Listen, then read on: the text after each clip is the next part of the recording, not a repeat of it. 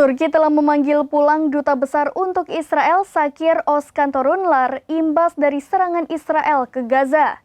Presiden Turki Recep Tayyip Erdogan mengatakan telah memutuskan hubungan komunikasi dengan Perdana Menteri Israel Benjamin Netanyahu. Serangan Israel ke jalur Gaza membuat korban terus berjatuhan.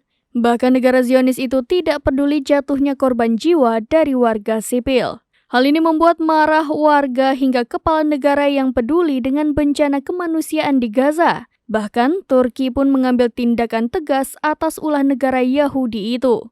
Turki memanggil pulang duta besarnya untuk Israel Sakir Özkan Torunlar imbas serangan Israel ke Gaza. Presiden Recep Tayyip Erdogan mengatakan ia memutuskan komunikasi dengan Perdana Menteri Netanyahu. Namun demikian, Turki tidak memutuskan hubungan diplomatik antara Israel karena konflik di Gaza.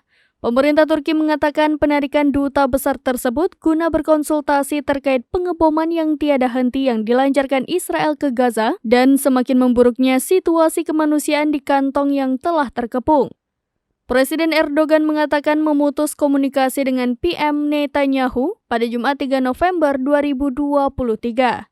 Turki memastikan hubungan kedua negara tetap berjalan. Intelijen Turki masih menjalin kontak dengan Israel dan otoritas Palestina. Bulan lalu para diplomat Israel telah meninggalkan Turki karena alasan keamanan akibat aksi unjuk rasa pro-Palestina meletus di penjuru negara.